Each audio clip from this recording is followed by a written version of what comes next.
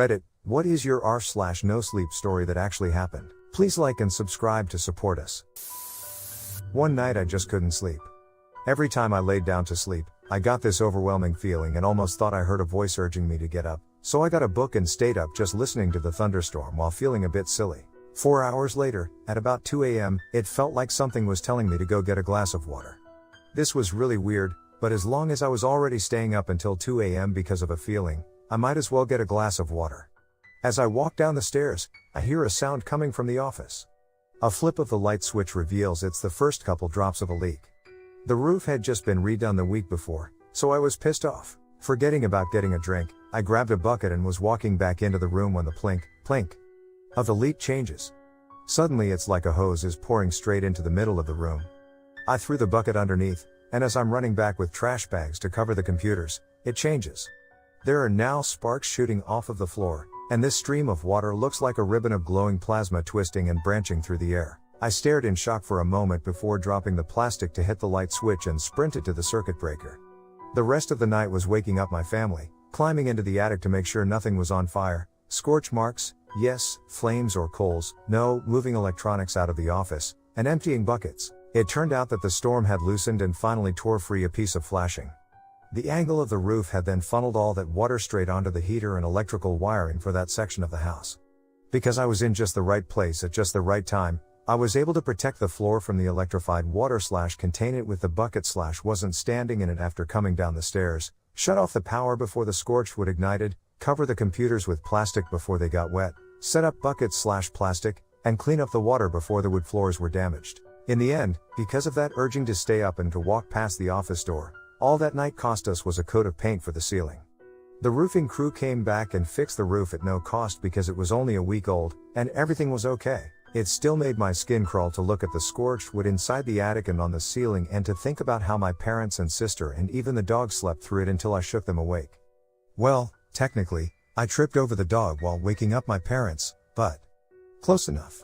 Hooray for a couple of extremely helpful auditory hallucinations. My dad used to visit some clients who lived in a creepy isolated farmhouse. People claim to have seen ghosts and spirits around the farm since the 1850s, and the owners of the house joke about it frequently. On one visit to his clients, they sat in an empty room around a desk. Now, this room was literally empty apart from the desk, no bookshelves, no furniture. They were discussing the area when my dad brings up the ghost spotted on the farm, and the client tells him about a middle-aged man who died here 60 years ago. 10 to 20 minutes go on, they go into more business-related stuff. And literally, out of nowhere, drops an obituary. A freshly cut obituary. My dad caught it out of the air and inspected it. It belonged to that very man they were discussing earlier. And to clarify, there was nothing in the room for it to fall from. I even have a picture my dad sent me of the obituary. I will try my best to find it if you guys want me to. My great aunt died 5 years ago, August 2012. 6 months later, February 2013, my cousin was playing in a hockey tournament. He was extremely close to our aunt and was pretty devastated by the loss. His team was never that good. However, in this particular tournament, they were doing really well, so well that they made it to the finals. They lost, but that's where fate comes into play. All of the runner-up trophies were wrapped in newspaper. My cousin pulled a trophy out of the box, and the single piece of paper wrapped around it was my aunt's obituary from 6 months earlier. When my family hit hard times, we had to move into a small house where our uncle had recently shot and killed himself. He had done this because of his depression after his wife had overdosed on pills and died the summer before. It all happened so quickly that when we moved in, there was still a bit of blood in one of the rooms. But on the third or fourth night of living there, my sister and I, who were sharing a room in the tiny house, were awake in our room playing video games at around 1 to 2 in the morning, when someone knocks at our door. We didn't think anything of it and shouted for whoever was outside our door to come in. No answer. Another knock. We stop and stare at the door, and another knock comes. The doorknob does a full rotation and snaps back as if someone turned it and let go very quickly. I get up and open the door expecting to see one of my other sisters or my mother, the only other people in the house. I opened the door and stared into an empty hallway. I walk down the hall and peek into the other bedroom. My 2 younger sisters and my mother are both fast asleep. My dad and I both feel that there is something outside the gates at my cottage. I don't really know how to describe it. It just feels like there's some incredibly evil entity just outside the gates when you go near there at night. It's sort of similar to the feeling you get when someone is staring at you but less human, if that makes any sense, as well as an intense wave of fear. Anyway, one night about 3 years ago, we were having a bonfire with a bunch of the family. I'm fairly sure it was Thanksgiving weekend, and the topic naturally turns to ghost stories. After a few stories, my cousin mentions that he always gets creeped out walking near the cottage gate at night, and he described the feeling as like being watched, coupled with intense fear. Of course, we three idiots decide to go over there to check it out. I should mention that both my dad and cousin had had a few drinks. They weren't falling over themselves drunk, though. I was completely sober. So we get to the gate, and we all feel a bit creeped out. Of course, we do. We were just hyping up this creepy swamp creature. Therefore, to really test this out, we decide to go out onto the road and walk down the hill towards the swamp. My dad and cousin were talking shit and basically daring whatever it was to prove it exists. I'm just hoping nothing happens, and we can just go back to the warm bonfire. All of a sudden, my dad is upside down, then he's on the ground. It looked like he was picked up by his ankles and turned upside down before being dropped. There is no way it could have happened like it did if he had simply slipped downhill. He's a pretty big guy and not super nimble.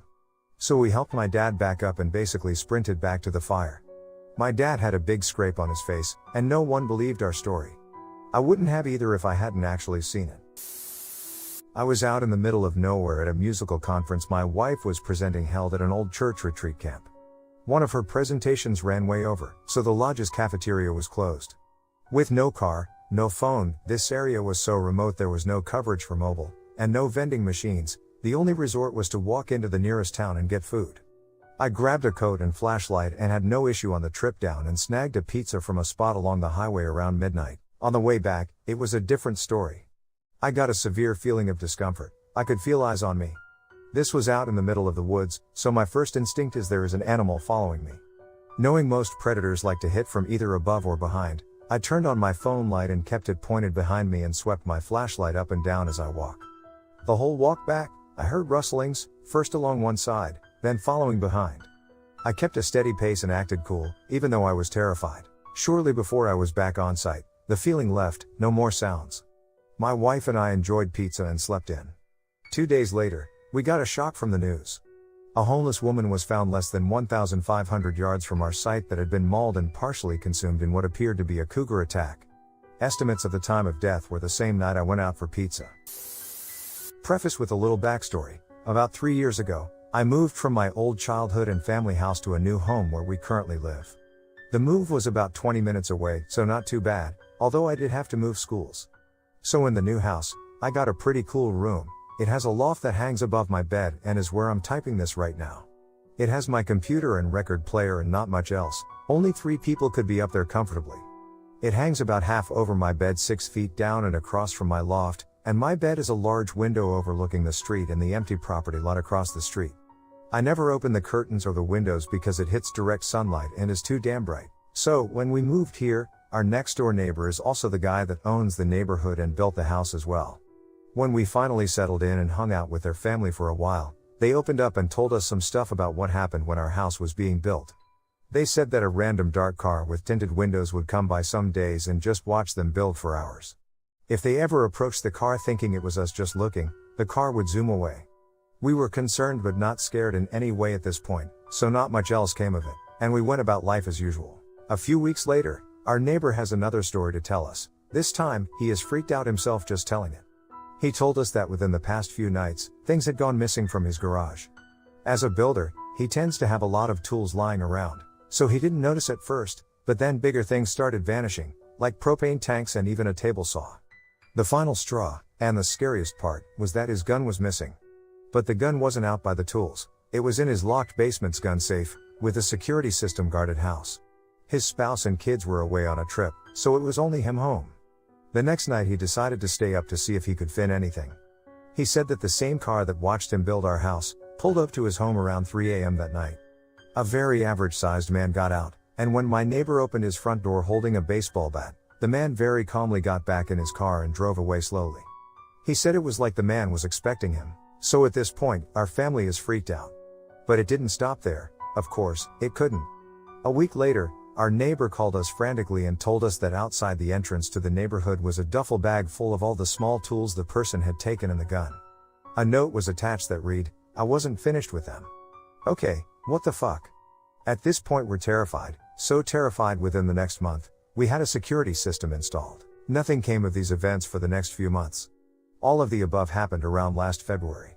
That November, of course, it had to escalate again and scare us all. So one day, my family and I are outside my house, walking the trails of our backyard forest. We own about 4 acres of land, so it's nice sometimes to walk back there. I run ahead myself to catch up with our dog, who had probably found an animal. When I reach him, he is barking past the tree line barely to where you cannot see anymore. And there is a figure of a man just standing there staring in our direction. I tried to study the figure as quickly as I could so if this shit ever happened again, I could make sure it's him. It was a man, a normal height and weighted man, with no facial hair and an abnormally large nose. No glasses, very short hair, was wearing black jeans and a black jacket. That's all I could get before he just casually walked away like he didn't see me terrified. I ran back to my family to tell them and to have them come with me because I sure as well wasn't about to go after this dude myself. Not a trace. So the reason I told you about my room, in the beginning, sets up the last part of my story. One day in December, very similar to today, I was on Reddit and TeamSpeak with some friends. And all of a sudden, a very silent thud came from my window. Mind you, it's 2 a.m. and everyone in my home is asleep. I go down the ladder of my loft to the window and gingerly peel back the curtain to see the same fucking dude across the street in the empty lot. I nearly shit myself. He sees me in my window and his response: walk away slowly into the woods, keeping eye contact with me until he is no longer seen. We moved into a new house a few months ago. As we were in the process of purchasing the house, the renter who was living in it died unexpectedly of natural causes in his mid-40s. He died right in the middle of the living room. Shortly after, we move into the house, and almost immediately, our 2-year-old daughter starts talking about the ghost that lives in our house. Now let's be real here, she is 2, and 2-year-olds are very impressionable. Halloween had recently passed, and she had this Halloween-themed picture book that she loved to read, so it's entirely possible that all this talk of ghosts was just coming from looking through that book on a regular basis. Still, she was always telling me that the ghost was in her playhouse in the basement, or that the ghost was on the stairs, or that the ghost was standing in the corner. She never seemed to be afraid of the ghost, and considered him to be her friend, so I wasn't all that concerned, even if there really was a ghost haunting our house. If he's a nice and helpful ghost, it could certainly be a lot worse. I would often tell the ghost that he was welcome to stay if he wanted to, but he was also welcome to go if that would make him happier. I was about 30-70 on the ghost being real, and she could see and talk to him versus the ghost being just her imagination fueled by her Halloween book. Until one day, when we were going out to the car to go to daycare in the morning. It was still dark out and rainy. My daughter told me that the ghost was on the back deck, and then she told me that today was the ghost's birthday and she wanted to sing him happy birthday. Once again, I mostly disregarded what she was saying, as she is birthday obsessed and has in the past made us sing happy birthday to Mickey Mouse, a bowl of fruit snacks, and the bathroom. So we sang and wished the ghost a happy birthday and went on with our lives. Later that day, out of pure curiosity, I looked up the obituary of the man who had died in our house. And wouldn't you know it? It was his fucking birthday. It was winter break, freshman year of college. I drove up to visit one of my friends in northwestern Pennsylvania for New Year. I needed to be back home the next day for work, so I decided to drive back at like 2 a.m. I was driving down Interstate 79. For anyone reading this from PA, it was around Grove City where this event took place, and I maybe saw 2 cars in a 60-mile span. I came up around a bend and saw what looked like a black bear in my lane, and I swerved and went off the road and crashed into the tree line next to the highway. I was in the middle of nowhere, and the bear just booked it into the woods. My car was fucking totaled, and I knew I wasn't gonna see any cars for hours to help me out. I called 911, and they said they would come in like 20 minutes. I got out of the car and stood upon the shoulder of the highway, and waited. After about 5 minutes, I heard some rustling in the bushes, and there it was, the fucking bear. It turns out when I went off the road, I hit a cub, and Mama Bear was pissed as all hell. I booked it over to the back of the car and hopped in the trunk. Thank God I had a big Ford Expedition, so the bear couldn't fuck with it too much. For another half an hour, the bear tried ramming the car and was trying to get at me in a frenzy. The police showed up, and the sirens scared Mama Bear off into the woods again. It was the most terrifying experience of my life. Quite a few years ago now, I found myself working at a historical jail, prison museum for you USA types, as a guide/administrator. This place was one of the oldest buildings in town and had quite the reputation amongst ghost hunters, so it was always spooky working there. The early days had been fairly violent, and there had been a few deaths, including state-ordered hangings, so there were plenty of ghostly stories passed around. While I did see some very odd things during my time there, the building was old, a haven for local wildlife and far from windproof, so any stories had to be taken with a grain of salt. We also had several dozen mannequins set up in traditional poses, a few gathered in the courtyard, some in the cells, and it was always fun to hear the gasps from the tourists when they saw the first one looming in the hallway. Now to the story. As this was primarily a tourist town, the winter months were quite quiet, and I could go hours without seeing another person. One day, I had lucked out and managed to get a late closing one night and an early morning opening the next day. Both closing and opening required a torch as it was pitch black at this time of year, and lights were not installed throughout the entire complex. I had only had one tourist the entire day, so, to defeat boredom, I decided to take one of the surplus mannequins from the storeroom, dress them in some early convict ladies' garb and set them up in the kitchen in the ladies' wing. I decided I would set them up facing away from the door, holding a bowl in one arm and an egg beater in the other.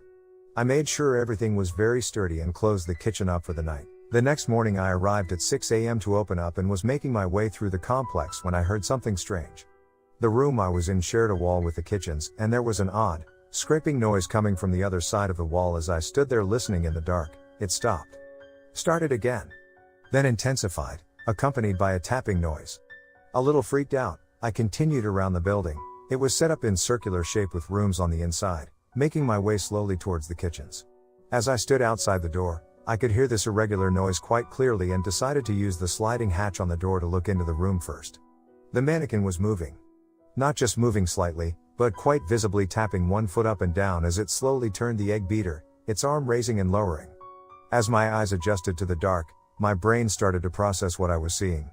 Whether possession or poltergeist, I was not sticking around for this thing to turn around. I slammed that hatch closed and hightailed it back the way I came, not stopping until I reached the main office, where I promptly bolted the door and turned on every light I could find. At around 10 a.m., we had our first tourist come through the doors. I had convinced myself by this point that surely what I had seen had been some sort of hallucination. I must have heard the building settling, and my brain filled in the rest. It was dark after all. Knowing I would have to open the kitchen for the tourist to pass through, I hung the back in 5 minutes sign on the front desk and snuck quietly towards the kitchen door. I slowly opened the hatch and peered in to see the mannequin standing in the same position that I had left it, not moving. With everything back to normal, I breathed a very deep sigh of relief and opened the door. The second I opened the door, the mannequin began to mix the egg beater, frantically tapping its foot. I have never been more terrified than at that moment. It was broad daylight. I couldn't convince myself nothing was happening this time. It was happening right in front of me. I was alone in a jail with a possessed mannequin, and I was the only authority figure with an innocent member of the public soon to be coming through this very room. What the hell was I supposed to do in this situation? I remember thinking, it's only plaster and paper mache. Just kill it. Smash it quickly, run like hell and never come back. As I picked up a meat mallet and walked extremely hesitantly towards the thing. As I got closer, it began moving quicker until I was within reaching distance. Fully expecting this thing to turn around and bury the egg beater in my chest, I grabbed a hold of its arm only to have the mannequin erupt into a terrible, croaking hissing noise. I near crapped myself at this point, but something about the hissing sounded surprisingly familiar. Gaining some composure, I looked into the bowl the mannequin was holding in its other arm. Looking up at me, with its head stuck firmly between the beaters, was a king skink, about 40 centimeters long. I took my hand off the mannequin's arm, and the skink began to run. Stuck as it was, it ran around in circles in the bottom of the bowl, which turned the beater attached to the mannequin's arm, which proceeded to move up and down and caused the whole thing to vibrate, tapping its foot on the ground.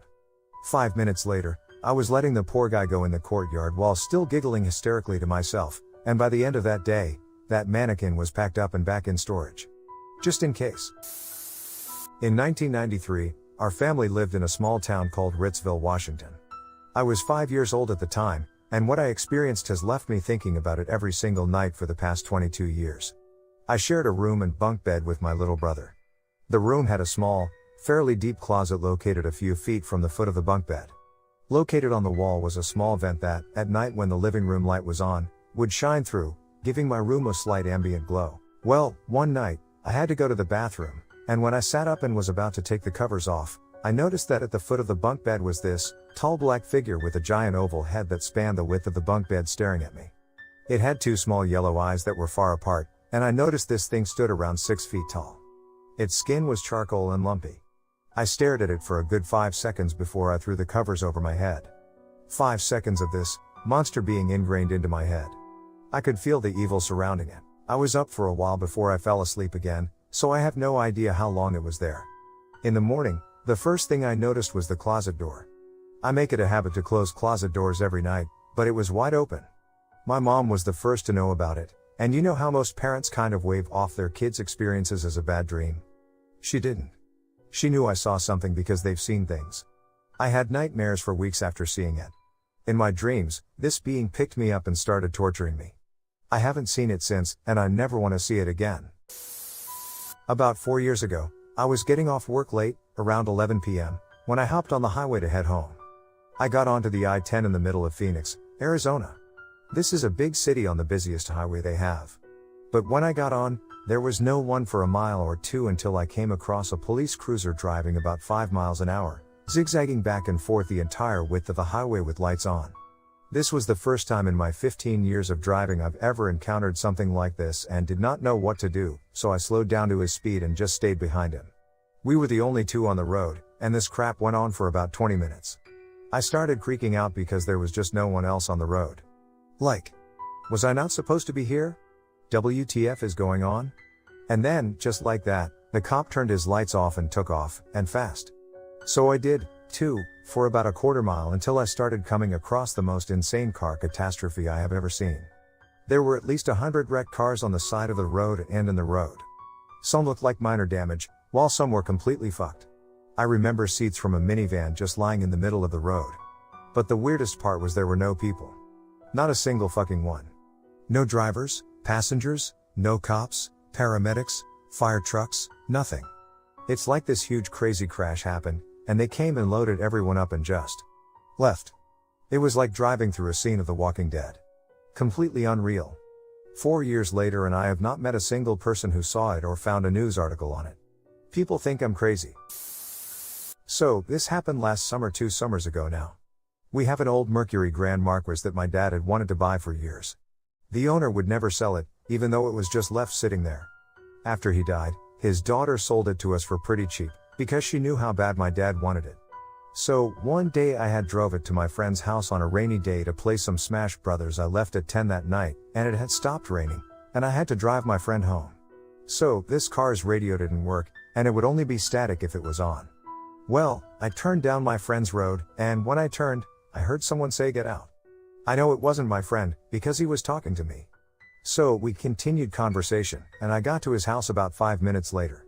When we got there, I asked him if he heard something weird when we turned onto the road. He said he heard the exact same thing I did, and I was freaked the fuck out. This sounds like such a made-up story, but I really wish it was. Safe to say, I haven't driven that car since. Once upon a time, I was lounging around at my boyfriend's house with a friend. He lives in this huge house, with a big pond out back and 4 floors.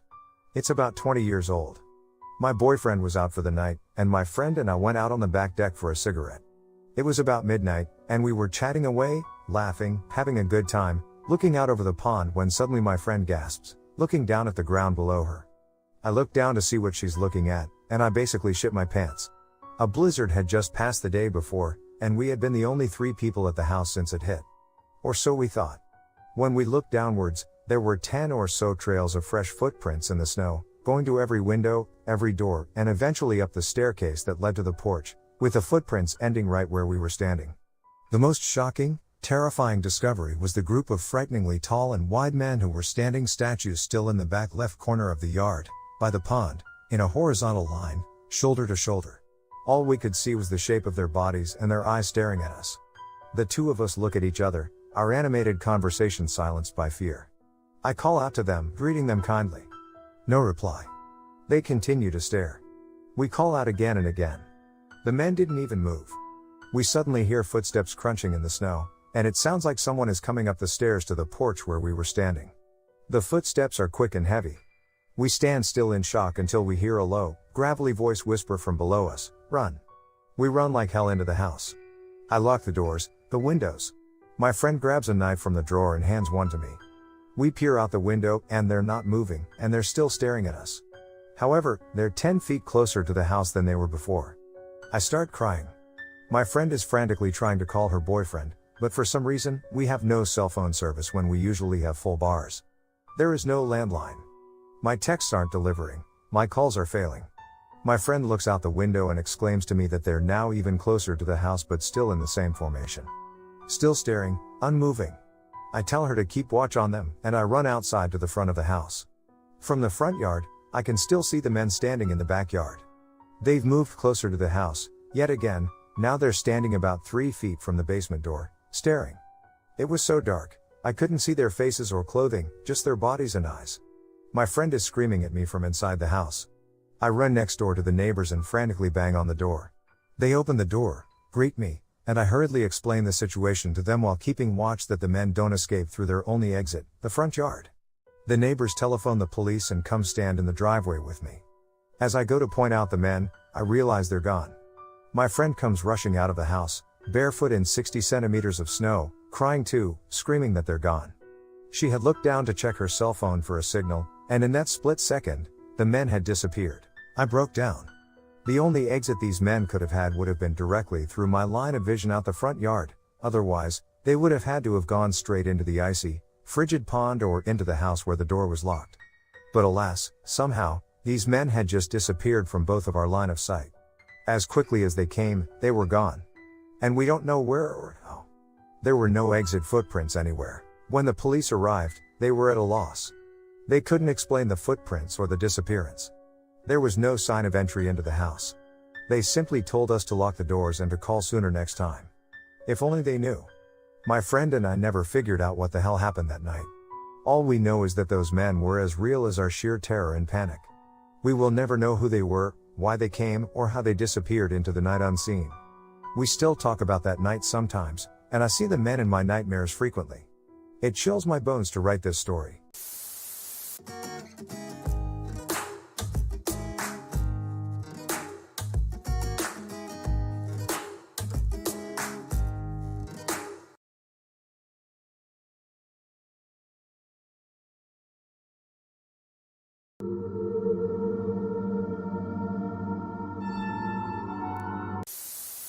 Reddit, what is your most disturbing, scary, or creepy real story? Serious. Please like and subscribe to support us. When I was 18, my grandfather was having heart problems. I would wake up every morning and go to his house to see him.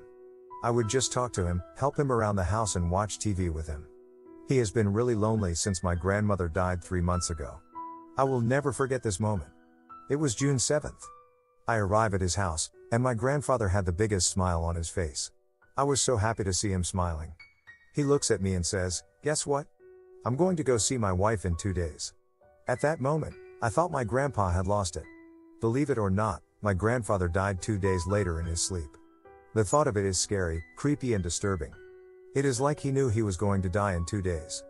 On a side note, the last 2 days he was alive, he was smiling and peaceful. I can't explain it, it felt like he knew something we don't know. Late to the show, but last December, a little before Christmas, my friend and I were driving home after our final exam. There's a red light at a major intersection up ahead, and I begin to slow down. I came to a complete stop in the right/sidewalk lane of a 4-lane street, 2 each direction, facing southbound with 6 cars in front of me, and I'm stopped with a side street to my right. Suddenly I hear tires screeching and a crash. I got hit rear right of my car by another driver. We get out, exchange information and begin to take pictures of our respective vehicles. I look up the street to make sure I have a few hundred meters between myself and any vehicles approaching from the north before I step into the left southbound lane so I can get a picture showing the angle of both of our cars and the street signs, which are rear right/northwest intersection of the side street. My friend calls me over to unlock the trunk so he can get paper from his pack to write down his witness statement, and just as I step back into the right lane my car occupies, a northbound driver who was so occupied with observing our collision drifts into the left southbound lane which I just stood in and missed me by about a foot. He was traveling probably about 70 kilometers per hour, that's till 43 miles per hour. 2 days later, I go paintballing with the aforementioned friend and a few others. In between games, you go into the lobby with your mask off, and everyone is supposed to put their paintball marker, gun, on safe and have a barrel cover over the muzzle. I'm leaning against a wall in the lobby when a previous friend asks if he can borrow money to buy more paint. My back is still leaning against the wall, but I lean to the right to hand him my wallet. As I put it in his hand, I hear a loud splat against the wall I'm on. I look to find a paintball fired at where my head/eye should have been had I not moved. Somehow one of the kids across the room was putting his marker down on a table, and the barrel cover's retention bungee snapped, allowing the cover to fall off, the safety broke, and the marker fired around.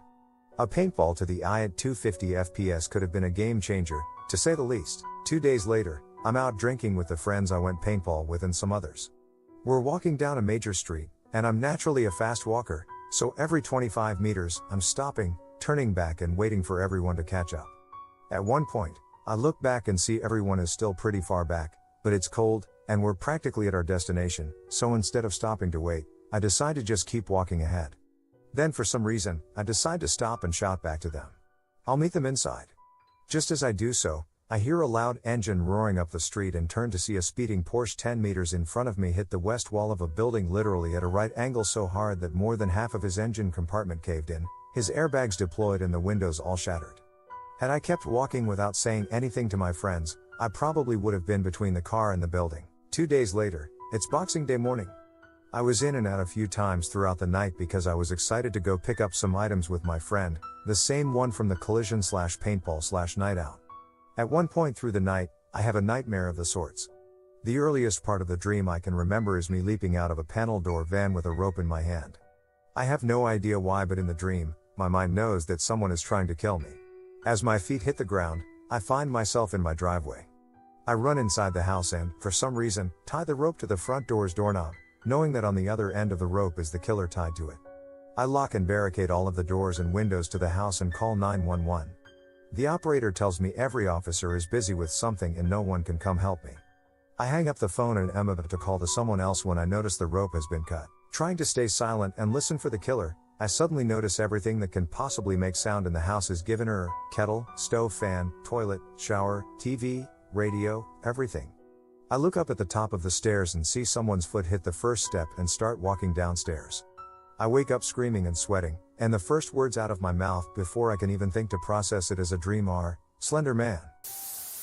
About 4 years ago, I woke up one late morning on a day off at 10:21. You'll learn why I remember this 4 years later in a second. I got out of bed, used the restroom, got dressed, etc. I went back into my room and picked up my phone to check for messages, and the clock on the phone said 10:25.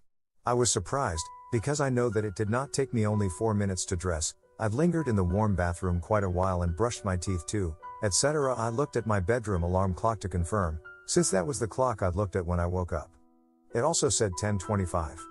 I shrugged it off and figured in my sleepy, just woke up state, I'd misread the original 10:21. I went downstairs, turned on the PC, turned on the news on the TV to listen to, and started cooking breakfast. I wanted to microwave up some rice leftovers from last night, so I went to pop them in the microwave. The time on the microwave was 10:25. I whipped out my phone to check the time, it still said 10:25. There was no way that I checked the clock upstairs, walked downstairs, turned on the PC and the TV, got a glass of water, and started cooking eggs in the matter of less than a minute. I decided to stand there and watch the microwave clock while counting to 60. I figured if it didn't turn to 10:26 in 60 seconds or less, clearly it was malfunctioning. It turned to 10:26, about 20 seconds into my count, which made sense. It had been 10:25 for a while before I looked. I finished making my breakfast, plated it up, and took it over to the PC like the lonely slob I am. The time on the PC said 10:20. I pulled out my phone. My phone also said 10:20. That's when I started writing all this shit down. I pulled up the little clock toolbar and watched the second hand go around. While I watched it, time seemed to pass normally. It ticked to 10:21 and 10:22 as I watched the second hand go around. Over the next what felt like an hour or so, maybe an hour and a half, all the clocks in my house, as well as internet ones, seemed to pass the time normally while I observed them. But if I looked away for a while, at least 2 minutes or so, they'd make no sense. At one point, about 15 minutes after these events, the cell phone and PC read 10:14. Then later, 10:13. Then back into the 10:20s. After the hour/hour and a half, they normalized, and I've never experienced it since. We were living with my grandparents at the time. In my aunt's room was a 2-foot-tall Victorian-style doll converted into a lamp.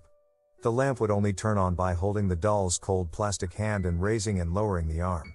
The doll stood on a nightstand next to my aunt's bed, facing the door, greeting everyone who entered with a creepy dead-eyed smile. I was alone in the house one day and wanted a blanket from my aunt's closet.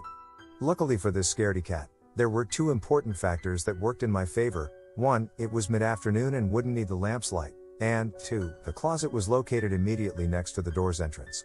So without lifting my gaze, I stared at the floor, entered the room and turned 180 degrees. Now my back was towards the doll. I quickly swung open the closet door and reached down for a blanket when suddenly something about the room was different, brighter, the light was on, and the peach fuzz hairs on the back of my neck uncurled. I froze for an eternity, then felt my survival instinct kick in and wanted to run screaming in horror, but before all that, I still had to look. Man, I wish I hadn't looked. As I turned to exit the room, I lifted my stupid head only to confirm that the doll's hand was raised, and that it was pointed directly at me. Such traumatizing vision burned in my brain since I was 13. Much uneasy creepy memory. I was running my cable route in the inner city. Between jobs, I realized I had to shit. Now. Unfortunately, the nearest quick trip is like 5 miles away, tilde 3.67 light years in city travel, so I gamble and hit the nearest gas station. I get there, and of course, there's a line to the one unisex bathroom. A dude, a chick and myself are hanging around making small talk, but mentally I am an absolute shit-squeezing wreck. After about 5 minutes, the dude goes into full-on rage/panic and starts trying to rip the door open, making the most demonic screeches. The woman in the bathroom is freaking out, the chick next to me is freaking out, and just as I step in to give him a WTF bro.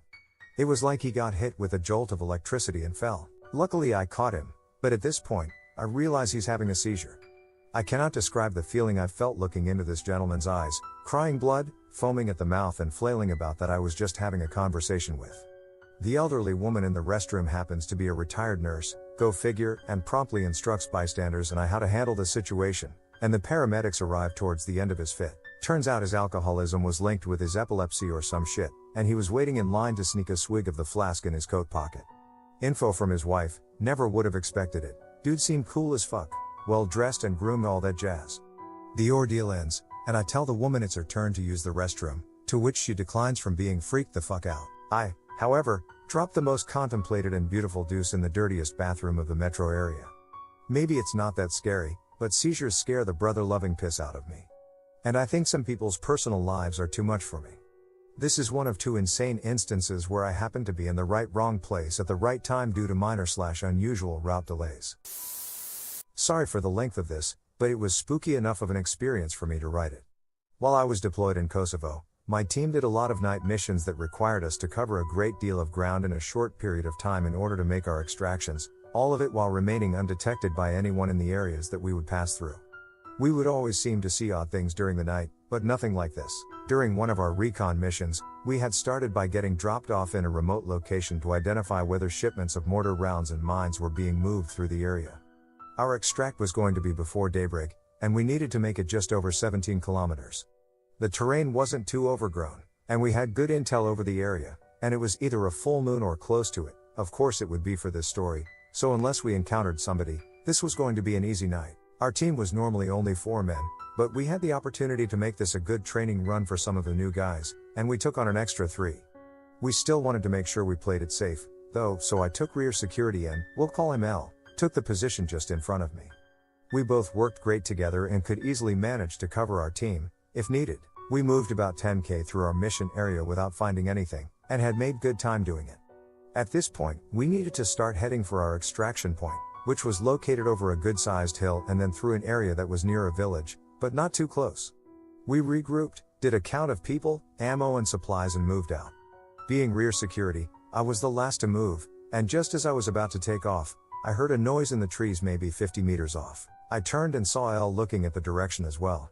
He had heard it too. Everyone else was still moving, since the new guys were in the middle and were not used to looking back every 20 meters to spot your security. We were getting left. Chances were that the noise was nothing more than a deer, but L and I started moving out, using a 2-man bounding technique. We kept hearing a noise, so I told L to reach the team, while I remained in place after our next bound. I found a place with cover, and he bolted after the team. I heard the noise again, and then saw trees move about 15 meters in front of me. Everything stopped. 2 minutes went by with me being very quiet, controlling my breathing and watching my front and sides. Elle and my team were slowly making their way to engage whatever had been following us. They came upon the sides and surrounded the area I signaled to. Once in position, I moved up. Nothing, no footprints, tracks or any sign that something had been there. Cue the guys giving Elle and I a hard time for getting left alone and scared. Good-hearted fun, of course. We move out again. Again, I am the last to move, with Elle between myself and the next man to the front. This time, no noises when I step away. After about 2K, we come up to an orchard that we need to move through. The light from the moon was really bright and the trees were spaced, so we used them for cover as we stayed near the middle of the orchard. Just before I enter, I hear the noise again. This time, I thought I heard a little girl giggling. Not something that my imagination would make up on its own. I was expecting wildlife, if anything. This time, Elle had taken off an additional 20 meters and turned to wait for me. I moved to my location, and he moved out again. I was crouched next to a tree watching for anything. All of a sudden, the tree I was next to caught my attention. In the knots on the tree, I could see a face that looked like a person. As I squinted and looked more closely, a little girl's face appears, and she turned at me smiling, waving a little hand and giggles, not maliciously, then disappears back into the tree. I am in absolute shock at this point, and there is not a chance in hell that I am going back to my team to report what I just saw. So instead, I bolt and catch up to Elle, and keep my mouth shut. Recognizing that I likely have lost my mind, I am not going to talk about anything. We hit our extract and leave. 2 weeks go by, and I am told that I am needed to provide security for a team of combat engineers who are going through an area I am familiar with.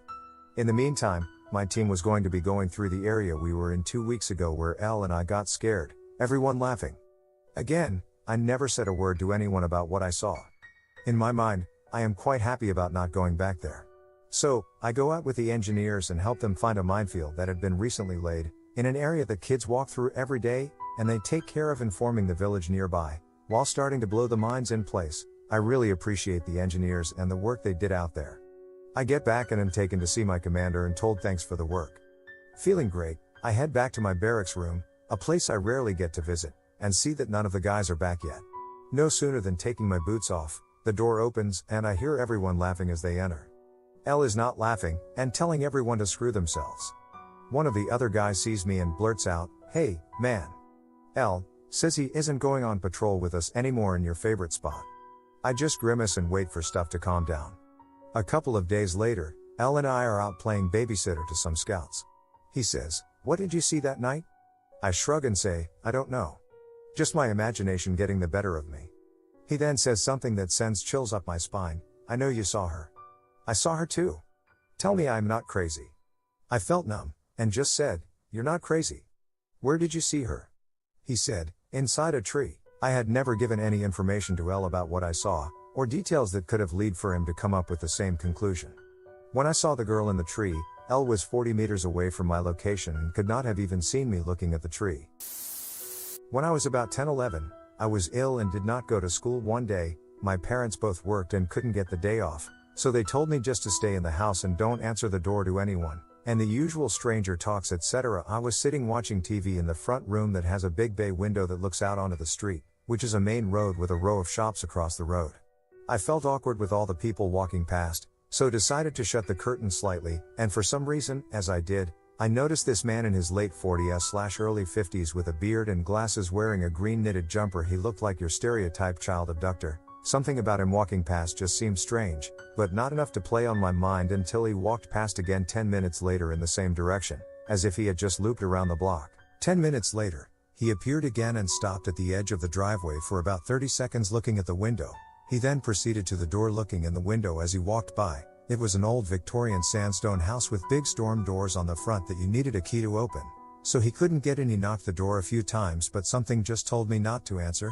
He then came to the window banging it and saying something, but I couldn't make it out. I then noticed the realization in his face that there was a back door. My parents never locked the back door so the dog could come in and out as he pleased. I ran through to the kitchen, and within seconds of turning the key and locking it, the handle started turning, and he started banging the door. I just curled up in a ball on the floor in fear. He started trying to open windows and eventually left about 30 minutes later. I dread to think what could have happened if I had not remembered the back door was unlocked.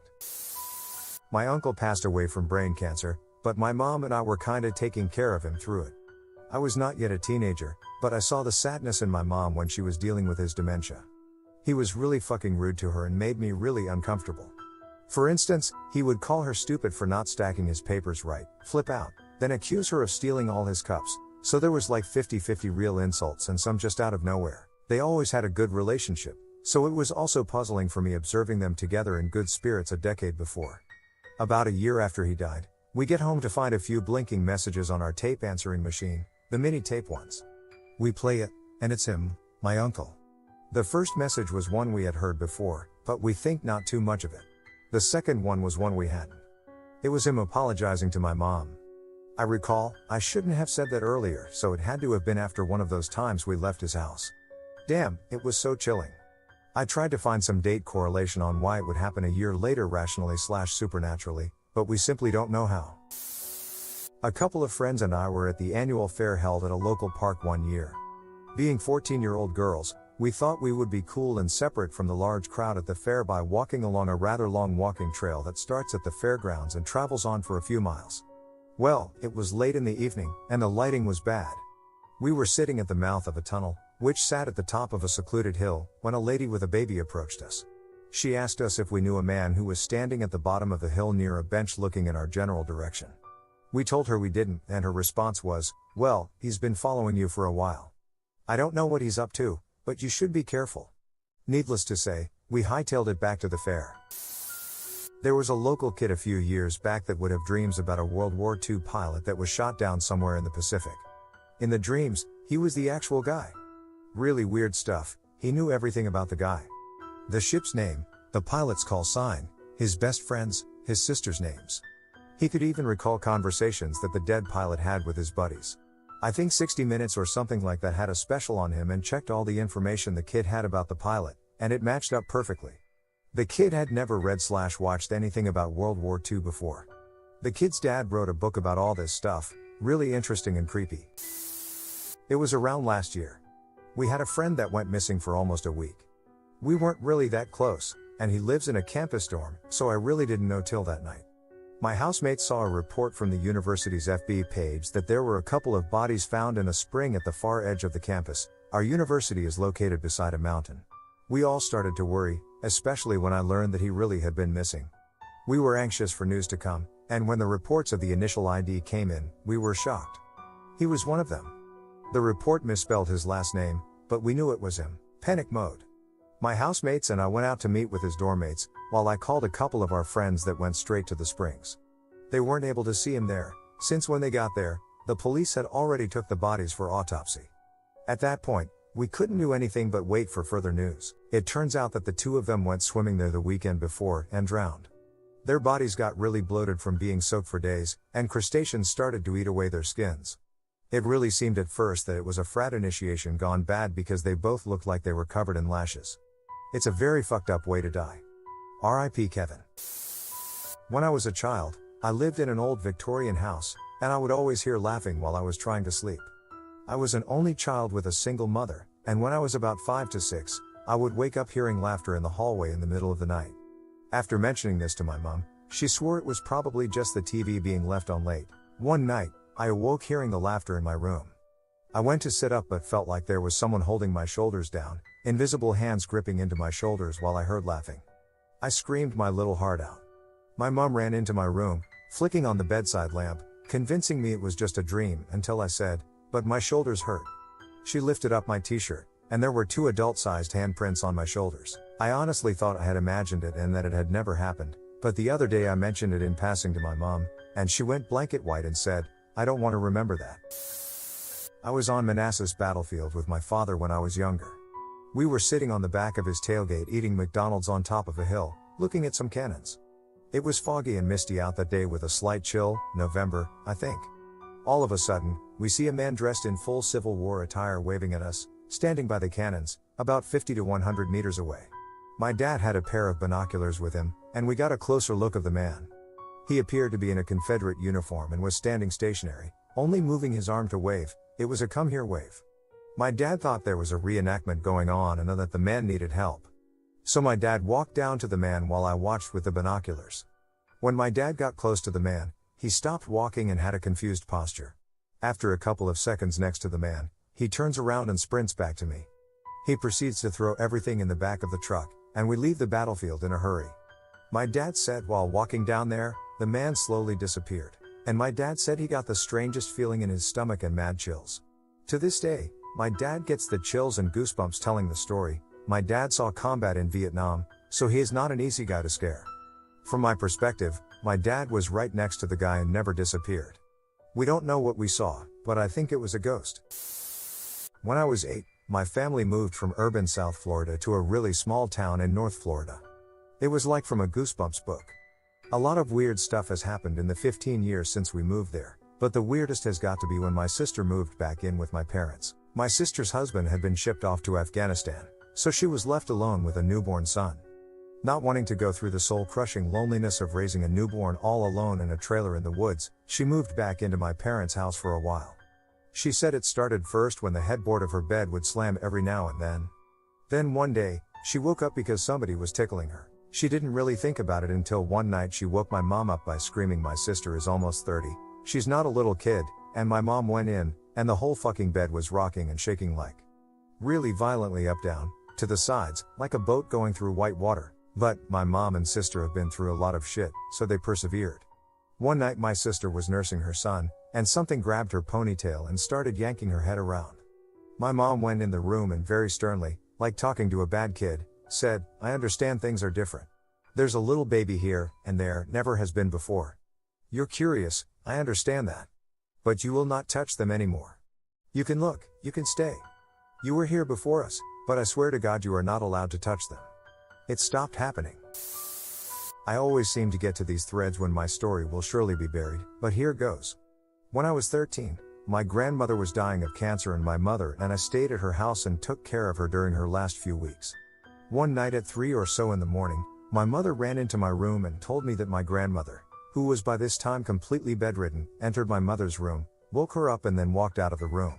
There was no creepiness at the time, just a genuine concern for what my grandmother could possibly be doing up at 3 a.m. when she was literally days away from dying.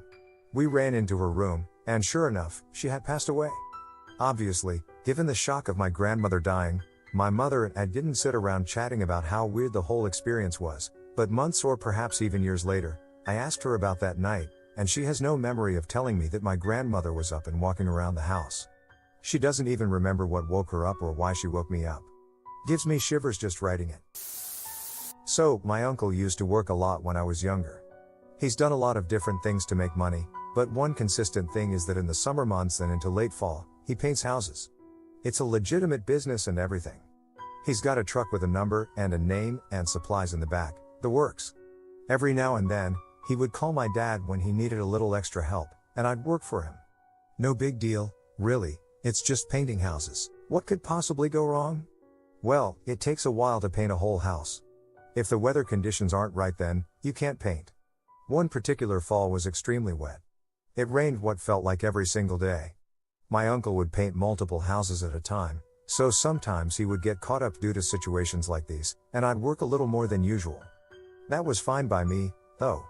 The job wasn't hard, and it paid well. Anyway, it was a warm day for late fall, but there was still a distinct chill in the air. One that kind of penetrated through you and stung your soul. My uncle had this job he had to finish. It was an old Victorian house in a quiet part of town. A lady and her husband, who was an author, lived there. Due to the weather, it had taken longer than expected to paint the house, and there were family issues going on at the time, which further complicated things. So, my uncle gets a call one day from the lady who lives at the house. She says that her husband is trying to write his next book, but he keeps getting distracted by the scaffolding outside the house, so she wanted to know if we could come over and finish the job as soon as possible. My uncle was always an honest businessman. They had contracted him to do the job in mid-summer, but he had lots of jobs that summer, and the wet conditions I mentioned above made it difficult to finish anything. However, these people were insistent but really polite, and not wanting to lose customers or get a bad recommendation, my uncle decided to put the house as a high priority. After all, it would only take a day or two to finish, so we show up to this house mid-afternoon. Like I said, it was a weird kinda chilly that day, and I also remember a really eerie calm. The day was slightly overcast, so everything was shrouded in gray. It was like the perfect setting for a mystery crime novel. So we arrive at this house, and my uncle and I move to the back. The front of the house was already done, so there was nothing left there. My uncle, being the more experienced painter, would always do the touch-ups, and I would simply apply the first coats, since they took little skill.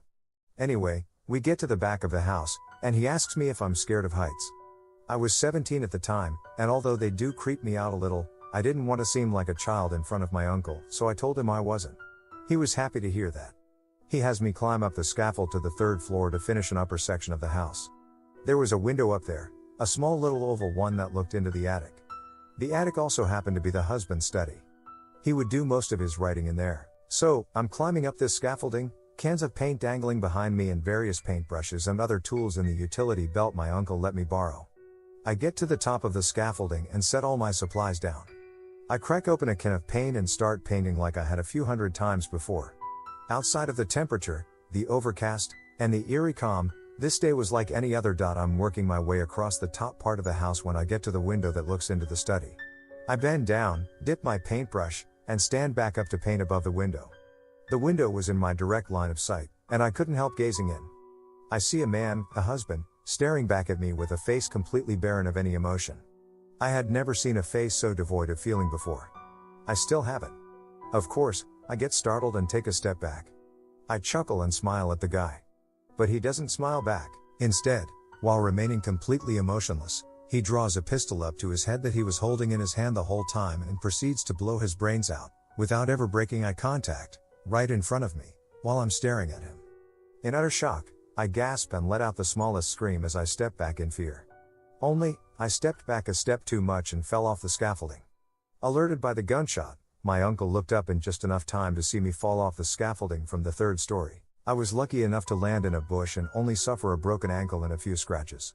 The biggest wounds happened in my head. I had to go to counseling for a while. It's been years since then, and I still remember that man's face. I've never forgotten it. It will always be burned in the back of my head. I know why. Looking back, his face was so devoid of emotion, because he never felt any emotion at all. He literally didn't care about what he was doing. As it turns out, the man was seriously depressed and facing marital issues with his wife. Combined with a few too many nights drunk on whiskey and facing writer's block, I guess he decided he couldn't take it anymore. His wife moved out of the house shortly after, and we never finished the job.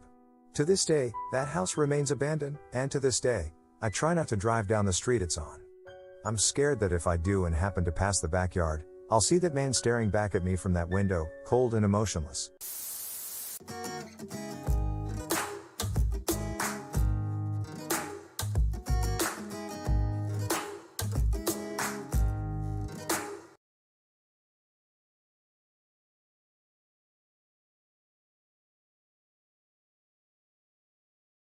Into the home straight now, and Palmer.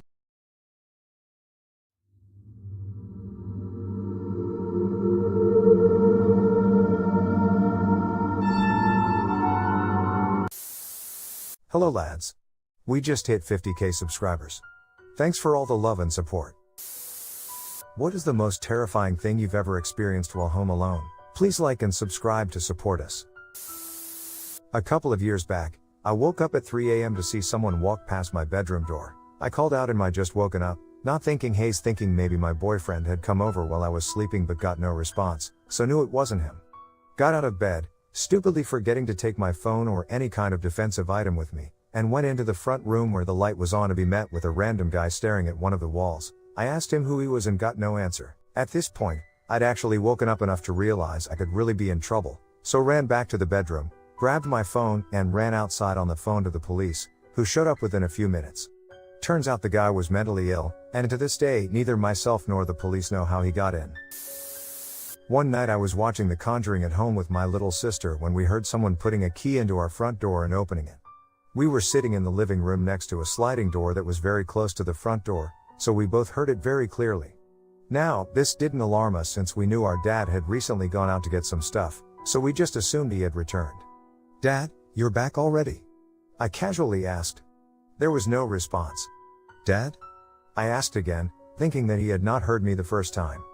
Again, silence. At this point, I get the feeling that something isn't quite right, and I could tell by the look on my sister's face that she was quite nervous as well. I'll note that up to this point, she had spent the evening rolling her eyes at horror movie cliches, and she very rarely gets scared.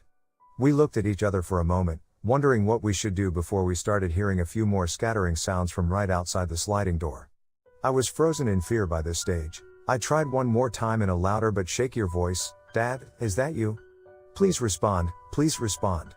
Repeated in my head. But the silence continued. Now at this point, I'm freaking out and I literally jumped off the couch. My sister also abruptly gets up and starts rapidly walking towards the other end of the room, which leads to the kitchen area. She later revealed to me that she was planning on grabbing a knife. She had this horrified look on her face that I hadn't seen before.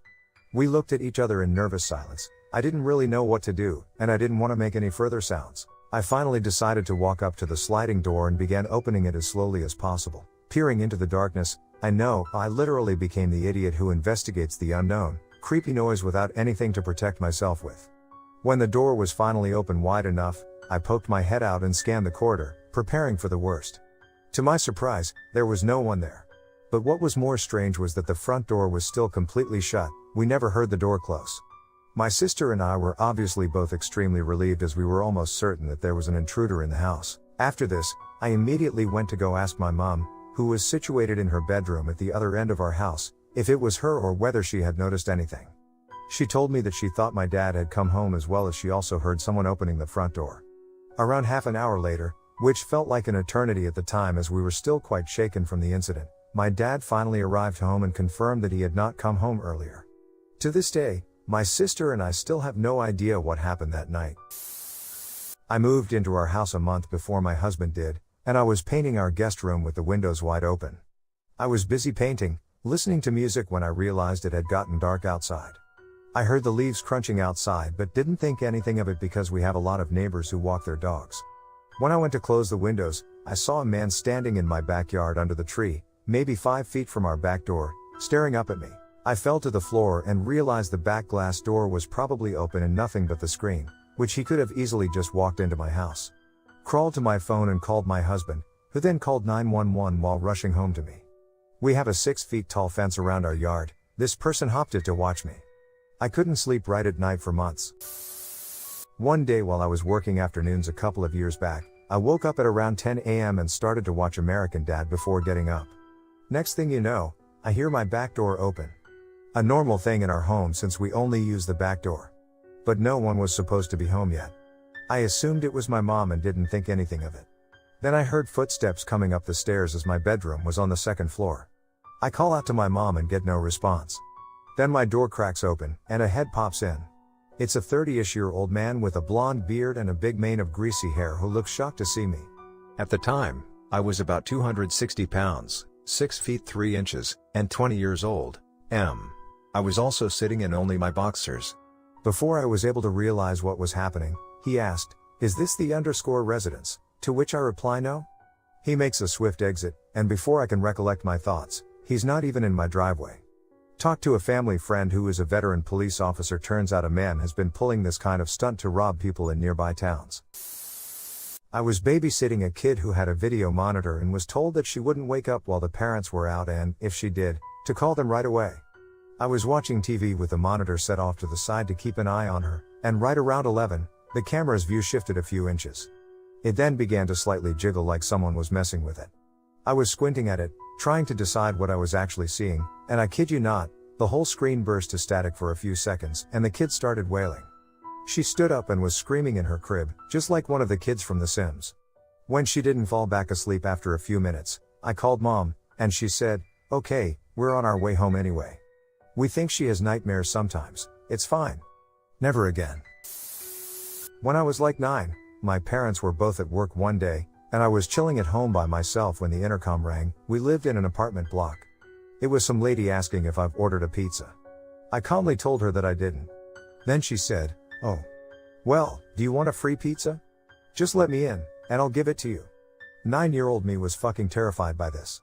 Not because I found the idea of free pizza particularly scary, but because my dad used to tell me really drastic cautionary tales for why I shouldn't open the door to strangers, and other stuff.